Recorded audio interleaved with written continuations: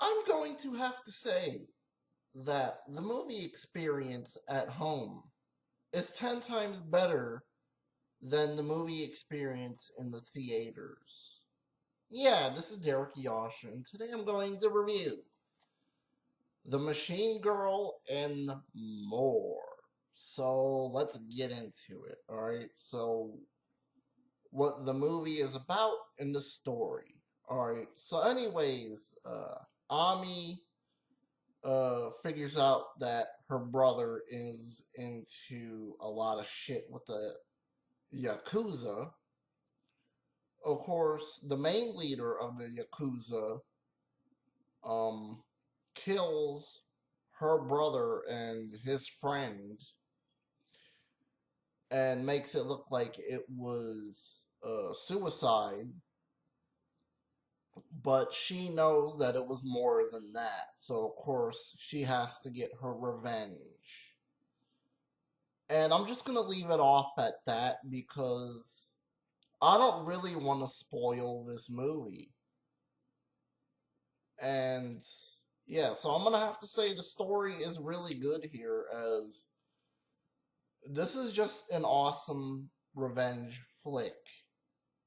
And I'm gonna have to admit that I liked this a lot better than Tokyo Gore Police, even though this was still a lot of gore and it was still gory. Yeah, it was still fucking gory. I'm gonna have to say that this is a lot better than Tokyo Gore Police, story wise. But anyways, let's get into some of the characters. Okay. Well, of course, Ami gets interesting later into the film when she gets her machine gun arm. I'm not gonna give any spoilers to that, but it's pretty awesome how the fuck she gets it, though. Yeah, and other than the fact that she's got to get revenge for her brother, nothing more than that. The other characters, I will admit their names are forgettable, but they was there, and they was there because just to fill in the story and all that. That none of the other characters was really that important except her brother and I guess the antagonists. Yeah. So as you could tell, some of the characters was good, bland, and a mixed bag.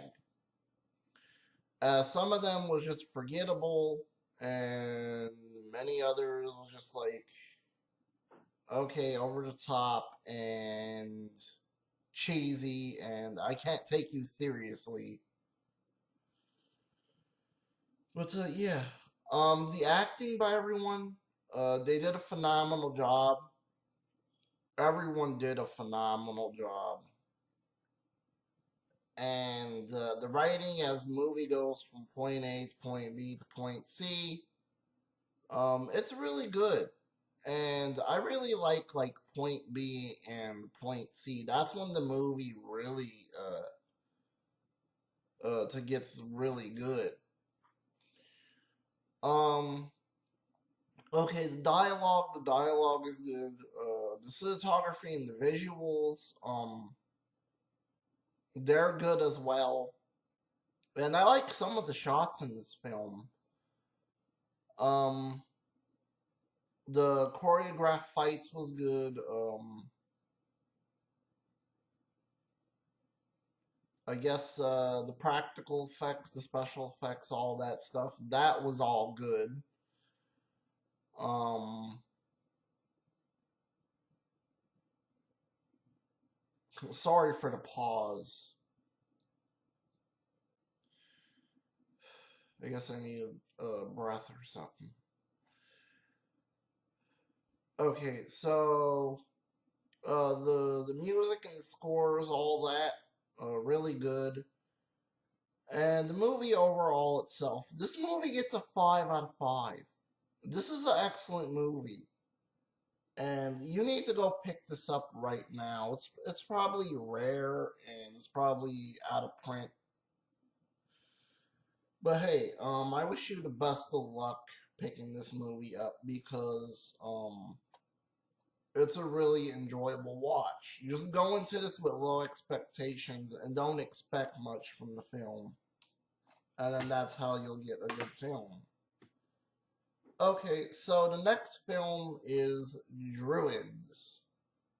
Hell to the fucking yeah, dog. So let's get into it. The story and what the movie is about. Alright, well, I forgot his name, but anyways, we'll just call him Forehead because the other review did it. The hateful review for this film. Anyways, what Forehead finds out is that in the prophecy it said that he's supposed to be king, whatever. And of course, someone kills his dad, and what happens is he wants to get revenge a lot of years later when he becomes almost a king, and he's like a knight. And of course, various battles between Rome and so on and so forth. As you can tell, I don't really want to spoil this. But yeah, the story is just confusing as fuck sometimes, and it's just like, okay, at one point it wants to be this, at one point it wants to be that. The story is just a mix mash of various different things. So yeah, this movie does not know what the fuck it wants to be, but the story was okay. Um, it was just driven to like sometimes good, sometimes okay, sometimes mixed bag. Okay, so the characters, well, to be honest with you, Forehead is the only one that's rememberable, and that's it, because no one else is rememberable in this movie. And let's get to the acting. Okay, the acting by Christopher Lambert, phenomenal job. I thought he did a phenomenal job. Everyone else did so. They were okay. The writing as the movie moves on from point A to point B to point C. To be honest with you, I only liked the epic battles. That's it. Because other than that, this movie fails to tell a story a little bit. Not that much. It just fails a little bit. And it's just confusing as fuck, honestly. Like, it's gonna take a few watches just to get this film, to get what it's actually about. But, yeah. The cinematography and the visuals look okay in this film, and some of the shots look okay. The practical effects was good. The epic battle scenes was choreographed excellently. Um, the special effects was okay. There was some CGI in some parts when they show like the planets and stuff. Um, okay. All that other jazz was okay. And the music, the original scores was okay. And overall, the movie itself, this is an okay movie, but you're just gonna watch it for the epic battle scenes, honestly.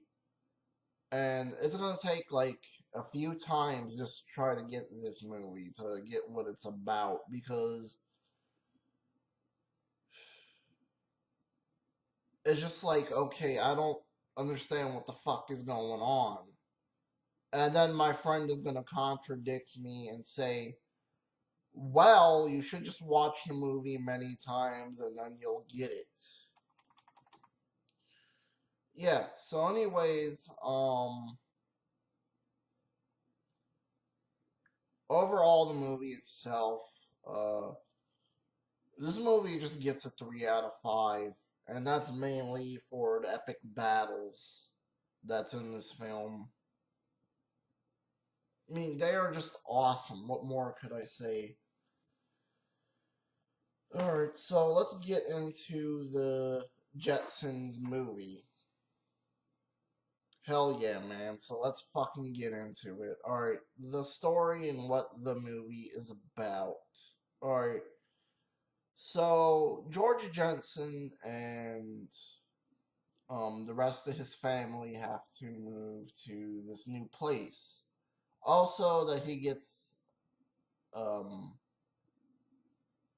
a job as executive, um, whatever the fuck it was, president, not president, but executive worker or some shit like that.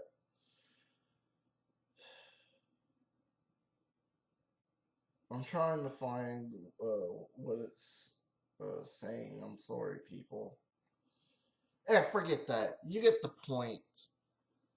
Well, anyways, what happens is, of course, at this new job, of course, he's got to make gears and rockets, and of course, what happens is that there's creatures living underground, and of course, they have to put a stop to it. Yeah, that sounded confusing as fuck, but I watched this movie a week ago. Forgive me, people. Yeah, forgive me. The story is really good for this movie. Sorry if I butchered it and I fucked it up, but yeah. Um okay, so the characters, of course, we have the Jetsons and there's a few new characters, but I don't really want to give spoilers for that. And of course that it's just like everyone is there, but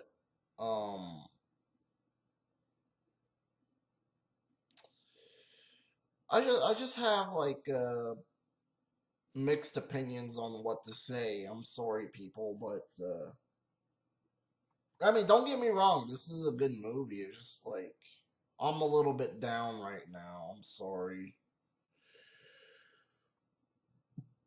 Uh, excuse me. Yeah. So, anyways, the newer characters don't add anything to it. Um, the only characters I liked is George and his family, and so on and so forth. The Grungies, those creatures that I was talking about. I like them too because they're a mixture of monkeys and gizmos or mogwais, whatever the fuck. Yeah. Yeah, so anyways, the voice acting is really good. Also, that you have Tiffany voice acting in here, of course. She's infamous for making that one song that made her a one hit wonder, and she made a couple of songs, but whatever. I just forgot the name of them, but yeah. Um.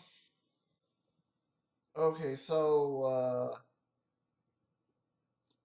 the writing as the movie moves from point A to point B to point C, it's really good. Um, the dialogue is good.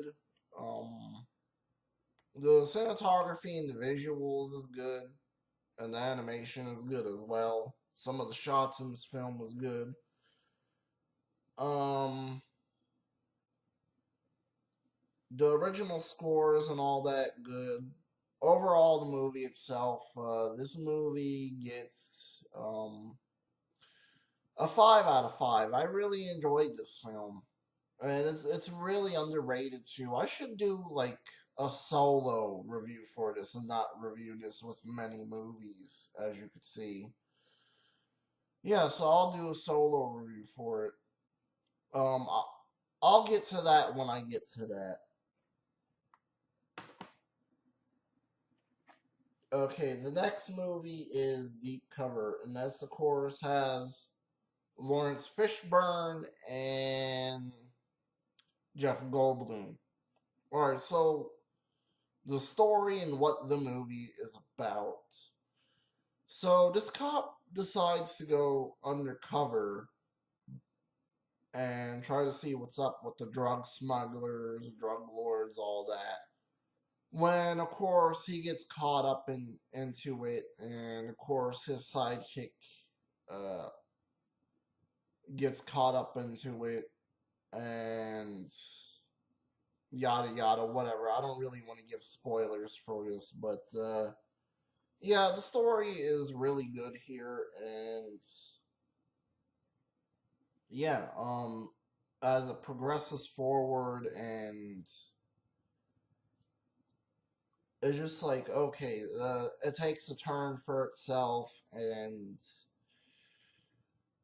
you kind of like where it goes. Okay, so the characters, I forgot their names because whatever. The acting course by Lawrence Fishburne and Jeff Goldblum is really good. Everyone else does a really good job.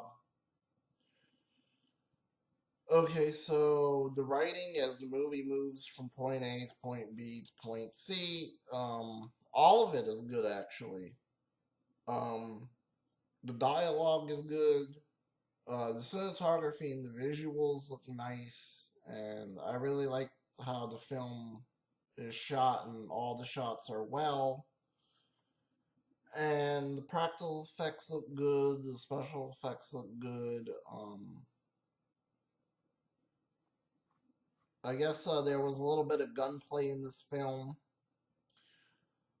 Um, the original scores was good, and so on and so forth, and yada yada whatever.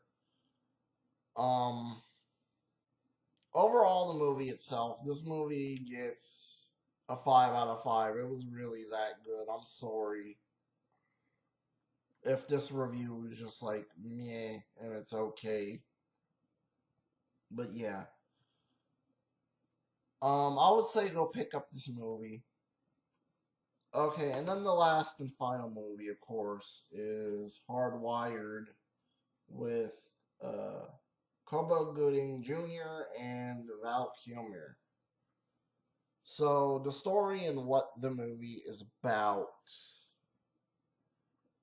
Okay, so in apocalyptic future, I believe it was 3000 and something.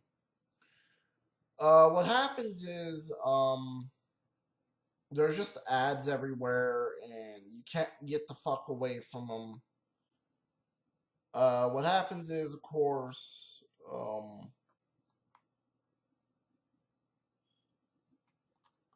Luke Gibson finds out that somebody murders his wife, and basically somebody, I guess, kidnapped him or some bullshit like that.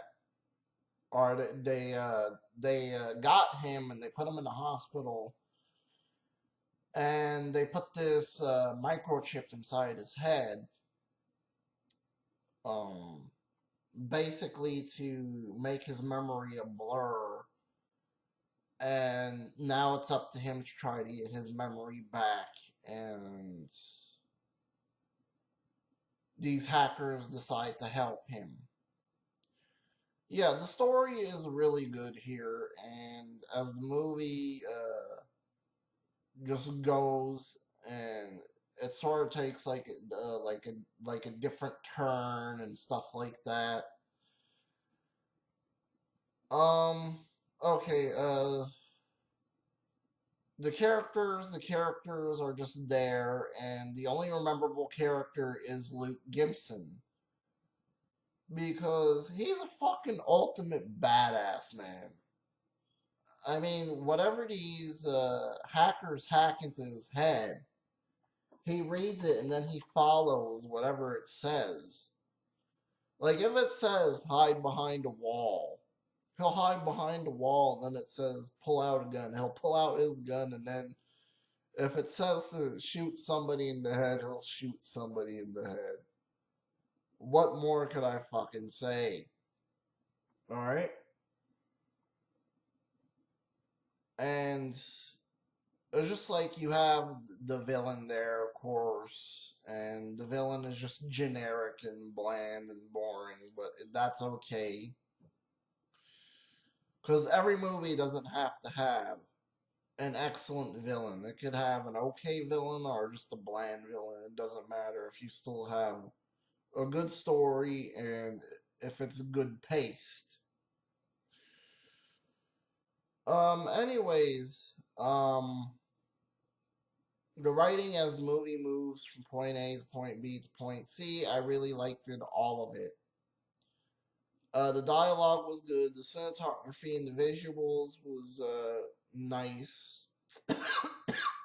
Sorry about that. And of course, some of the shots looked good. I believe there was some gunplay in this movie, and the practical effects look good. The special effects look good. Everything else looked good. Um, the original scores was okay. The original soundtrack as well. That was okay. Overall, the movie itself, I'm gonna have to give it a 5 out of 5 because this is a very badass movie. What more could I say? And you gotta pick this up right now. You gotta really pick this up. Yeah. I mean, just look how fucking badass he is, honestly.